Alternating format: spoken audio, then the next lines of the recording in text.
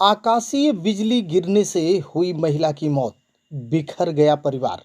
बस्ती जिले के कलवारी थाना क्षेत्र अंतर्गत बगही उर्फ बेनीपुर गांव की 42 वर्षीय पुष्पा पत्नी राम प्रसाद की आज खेत में धान की निराई करते समय आकाशीय बिजली गिरने से मौत हो गई।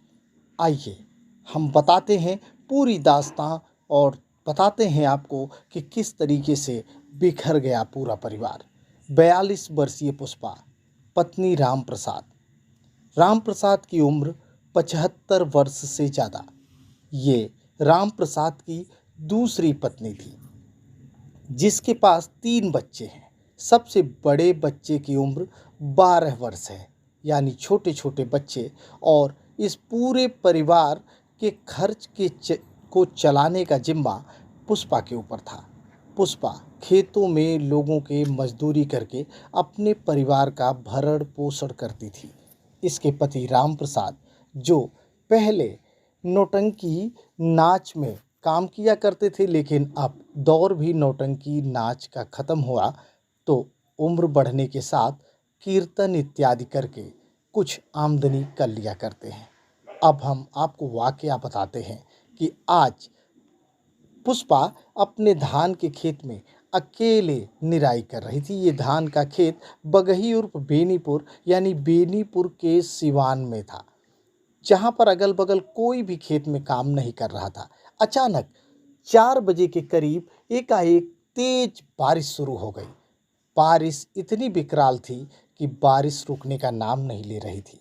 इसी बीच आकाशीय बिजली कड़कने लगी और एक बिजली का प्रहार पुष्पा पर भी हो गया।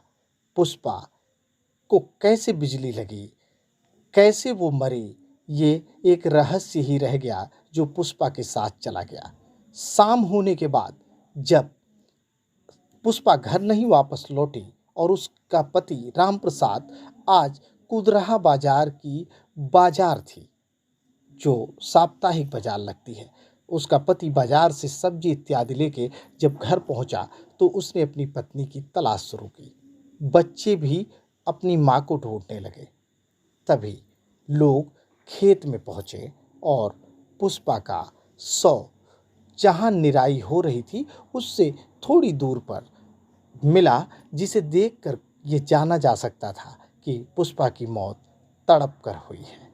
जानकारी जैसे ही पुलिस महकमे तक पहुंची, गायघाट पुलिस चौकी इंचार्ज द्वारिका प्रसाद चौधरी अपने हमराही के साथ मौके पर पहुंच गए। जानकारी मिलते ही एसओ कलवारी प्रदीप कुमार सिंह भी मौके पर पहुंचे। लाश का पंचनामा कर उसे बैग में पैक कराया और पोस्टमार्टम के लिए रवाना कर दिया। फिलहाल पुष्पा चली गई। उसके बच्चे अपनी मां के लिए बिलख रहे थे। पति अवाक था, न वो रो पा रहा था, न कुछ बोलने की स्थिति में था। स्थिति कुछ ऐसी थी और जैसा लोग बता भी रहे थे कि पुष्पा के साथ उसका परिवार भी बिखर गया, क्योंकि राम प्रसाद अब अपनी उम्र के आखिरी पड़ाव में चल रहा है और उसके बच्चे अभी बहुत छोटे छोटे हैं। फिलहाल मौके पर लेखपाल साहब भी पहुंचे, सारा मुआयना दर्ज किया, लेकिन पुष्पा अपने जीवन का संघर्ष झेलती हुई इस संसार से विदा हो गई। द्वाबा न्यूज के लिए मैं दीपक दुबे। ये आपकी वाइफ थी, पत्नी थी? हाँ सर।